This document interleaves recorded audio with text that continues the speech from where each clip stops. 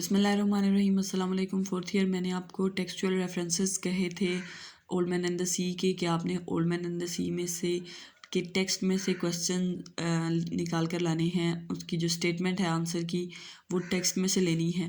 तो उसके लिए हमने पहले टेक्सचुअल क्वेश्चंस डिस्कस किए हुए हैं। कैरेक्टर्स हैं, सैंटियागो का है, मार्लिन का है, मैनलिन का है, सी का रोल है इस नावल में, हेमिंगवे का आर्ट ऑफ फिशिंग है कि किस तरह उसने फ़िशिंग को बहुत अच्छे से डिस्क्राइब किया है। इसके अलावा हेमिंगवे का राइटिंग स्टाइल है। इसके अलावा सैंटियागो की फ़िज़िकल फ़ीचर्स हैं। शार्क के साथ फ़ाइट है हेमिंगवे की, सैंटियागो की। शार्क के साथ फ़ाइट है, मार्लिन के साथ फ़ाइट है, मार्लिन के फ़ीचर्स हैं। ये सारे के सारे क्वेश्चन जो हैं वो आपको टेक्स्ट के अंदर से मिलेंगे। तो टेक्स्ट को यूज़ करने का सबसे बड़ा फ़ायदा ये है कि हेमिंगवे की लैंग्वेज एक स्टैंडर्ड लैंग्वेज है। आप एज इट इज़ हेमिंगवे की लाइंस भी उठाकर, अगर आप कोटेशन में नहीं भी लिखना चाहते, आप सीधी सीधी आंसर में लिख सकते हैं। इसका सबसे बड़ा फ़ायदा ये है कि जाहिर सी बात है हेमिंगवे की अपना टेक्स्ट है, तो आपका जो टेक्स्ट का नॉलेज है वो बढ़ेगा।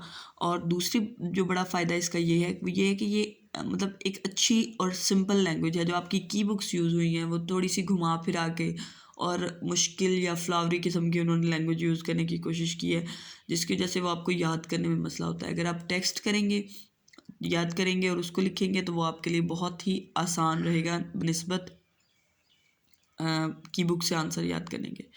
तो ये कुछ लाइन मैंने अंडरलाइन की हैं, कुछ हाईलाइट की हैं। इनमें कुछ खास डिफरेंस नहीं है, बस ऐसे ही, मतलब चूँकि हाईलाइट से बहुत ज़्यादा भी येलो येलो लुक आ रही थी तो कहीं कहीं अंडरलाइन किया है मैंने। आपके पास अगर बुक है, बेहतर ये है कि अगर आपके पास टेक्स्ट है तो आप इसको अंडरलाइन करते जाएं वीडियो देख के अपनी टेक्स्ट को, और अगर नहीं है तो यहाँ से देख के ये टेक्सचुअल लाइंस लिखते जाएं। ये मैं सबको साथ साथ बताती जाऊँगी कि कौन कौन सी लाइंस जो हैं वो कहाँ कहाँ यूज़ होनी है। He was an old man who fished alone in a skiff with in the Gulf Stream and he had gone 84 days now without taking a fish.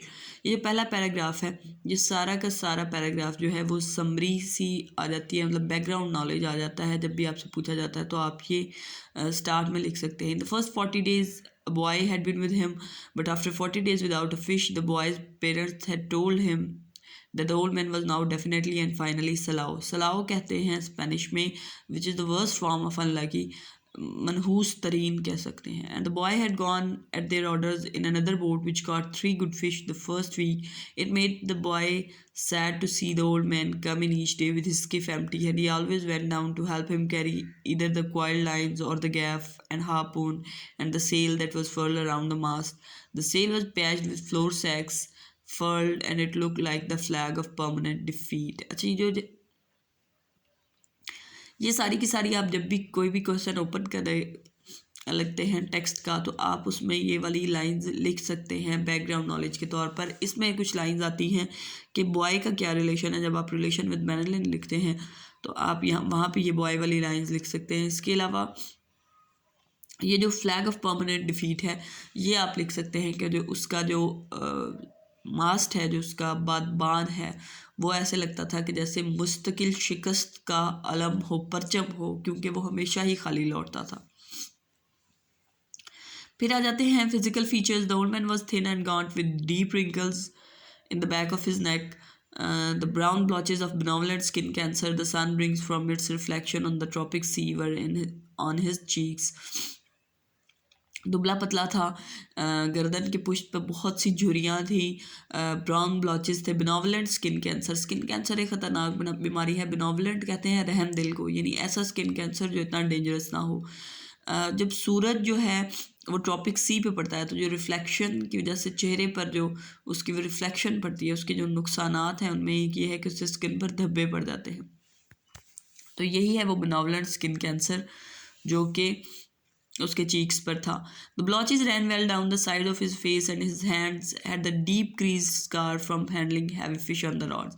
अब वो जो ब्लॉचेस हैं वो पूरे चेहरे पे गए हैं और उसके जो हाथ हैं उन पर डीप क्रीज्ड स्कार हैं, ऐसे जैसे सिलवटें हैं, और बहुत सारी सिलवटें पड़ने की वजह से ज़ख़्म हो जाते हैं, और इसकी वजह ये है कि वो बड़ी बड़ी भारी मछलियाँ उसने रस्सियों पर जो है वो पकड़ी थी, और उस रस्सियों की रगड़ से वहाँ पे उसके ज़ख़्म हो गए थे। But none of these scars were fresh, लेकिन उनमें से कोई भी ज़ख़्म ताज़ा नहीं था, यानी कि उसने अभी हाल ही में कोई बड़ी मछली नहीं पकड़ी थी। They were as old as erosions in a fishless desert. अच्छा जी, फिशलेस डेजर्ट क्या है? हमने पहले पढ़ा था हेमिंगवे की राइटिंग स्टाइल में कि बहुत ज़्यादा सिंबलिज्म यूज़ करते हैं।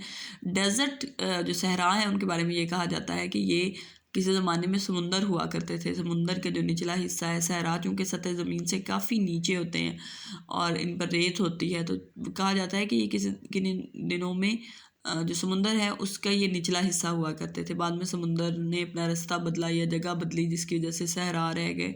और फिशलेस, अब डेजर्ट में कहाँ से फ़िश आएगी? तो फिशलेस डेजर्ट उसने एक सिंबल यूज़ किया है नाकामी के लिए सैंटियागो की लाइफ में। और इरोजन्स कहते हैं, इरोजन बेसिकली होता है ये जो जंग से डिटीरियोरेशन हो जाती है मटेरियल की, ये जो इसके लिए एक उर्दू में वर्ड भी है जिसके लिए इरोजन के लिए, तो वो जो एक जगह से जाके सहरा के लिए इरोजन, आप जंग लगना कह सकते हैं इसके लिए। जो सहरा में इरोजन ये होती है कि सहरा में बार बार हवाओं की वजह से, गर्म हवाओं को, तेज़ मौसमी हवाओं की वजह से जो चट्टानें हैं वो शिकस्त और रेख्त का शिकार रहती हैं, टूटती फूटती रहती हैं, और उन पर मतलब सालों बाद वो आपने देखा होगा कि लाइंस बन जाती हैं। तो कहते हैं कि जैसे एक सहरा में लाइंस पड़ जाती हैं फिशलेस डेजर्ट में, इस तरह उसके हाथों में स्कार्स ने, जो क्रीजेस थी उनके, जो स्कार्स थे उनके निशान ऐसे थे कि गोया वो एक फिशलेस डेजर्ट में शिकस्त और रेख का, तो ये उसकी लाइफ को सिम्बलाइज़ कर रहा है कि उसकी लाइफ ऐसी है जिसमें कोई खुशी नहीं है, कोई उसमें कोई पॉजिटिव चीज़ नहीं है, और वो उसके जो हाथ हैं वो नज़र आता है कि जैसे नाकामी की अलामत है। और यहाँ पे आती है सबसे मज़े की बात, everything about him was old except his eyes. उसकी आँखों के अलावा हर चीज़ उसमें बूढ़ी थी, उम्र रसीदा हो चुकी थी सिवाय उसकी आंखों के। And they were the same colour as the sea and were cheerful and undefeated, और वो उसी रंग की थी जिस रंग का समुंदर था, और खुशबाश थी और अनडिफिटेड, यानी उसका जो इरादा था उसको शिकस्त नहीं दी जा सकती थी। हेमिंगवे ने ये जो नावल है ये अपनी आखिरी उम्र में लिखा है, तो आप ये समझ सकते हैं कि हेमिंगवे के ये एक किस्म का ऑटोबायोग्राफिकल, यानी वो अपनी लाइफ को सैंटियागो से साथ वो कर रहा है, जिसे कहते हैं ना सिम्बलाइज़ कर रहा है अपनी लाइफ को, कि कैसे जो उम्र जिस्म बूढ़ा हो चुका था लेकिन जो इरादा और अज़्म है वो जवान था। अच्छा, ये जो लाइन है, but remember how you went 87 days without fish and then we got big ones every day for 3 weeks, ये आप रिमेंबर जब आप लिख सकते हैं कोटेशन के तौर पर, जब आप उसकी डिटेल डिस्क्रिप्शन बता रहे हैं कि कैसे उसकी लाइफ में पहले, अब ये जो नाकामी है ये अब आई है, लेकिन वो पहले इन चीज़ों का आदी है, वो नाकाम होता रहता है और दोबारा कोशिश करता रहता है और फिर कामयाब हो जाता है। और यहाँ पे ये लाइन जो है वो रिलेशन के तौर पे भी आ सकती हैं ओल्ड मैन और मैनलिन के, क्योंकि I remember I know you did not leave me because you doubted, मैं जानता हूँ, मुझे पता है कि तुमने मुझे इसलिए नहीं छोड़ा क्योंकि तुम्हें शक था।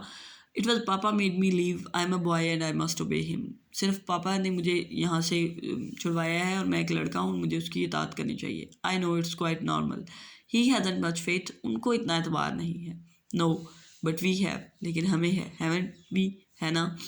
अब ये जो है रिलेशन है old man and the little boy Manolin का, कि कैसे वो एक दूसरे से गुफ्तगू कर रहे हैं और एक दूसरे पर अपने एतबार का इजहार कर रहे हैं। यहाँ पे क्वेश्चन आता है फिशरमैन के रिलेशन का, कि जो बाकी माहीगीर हैं वो क्या सोचते हैं ओल्ड मैन के बारे में। तो वहाँ पे आप ये लाइन लिख सकते हैं, sat on a terrace and many of fisherman made fun of the old man and he was not angry, मतलब लोग उसका मजाक उड़ाते थे उसके साथ के फिशरमैन, लेकिन वो गुस्सा नहीं करता था। Others of the older fisherman looked at him and were very sad, जो दूसरे बूढ़े फिशरमैन थे वो उसकी तरफ देखते थे और काफ़ी उदास रहते थे, but they did not show it, लेकिन वो नज़र दिखाते नहीं थे। And spoke politely about the current and the depth they had drifted their lines at and steady good weather and of what they had seen, लेकिन वो उसको show नहीं करते थे कि वो उस पर तरस खा रहे हैं, बल्कि उससे नरमी से बात करते थे। जो करंट कहते हैं पानी की धार को, डेप्थ गहराइयों को, जिनमें उन्होंने अपनी लाइंस जो डोरियां फेंकी थी और जो अच्छा पानी है, और उन्होंने क्या क्या देखा।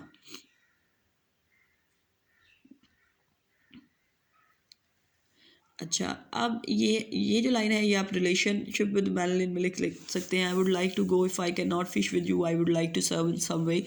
अगर मैं आपके साथ मछली नहीं पकड़ सकता तो मैं आपकी किसी न किसी तरह सर्विस करूँगा, आपकी खिदमत करूँगा। How old was I when you first took me in the boat, मैं कितना था जब आप पहली बार मुझे बोट पर ले गए थे। 5 and you nearly were killed when I bought the fish in too green and he nearly tore the boat to pieces. Can you remember? तुम 5 साल के थे और तकरीबन मरने वाले थे जब मैं मछली को अंदर लेके आया था, क्योंकि मछली ने ये तकरीबन बोट को तोड़ दिया था। तुम्हें याद है?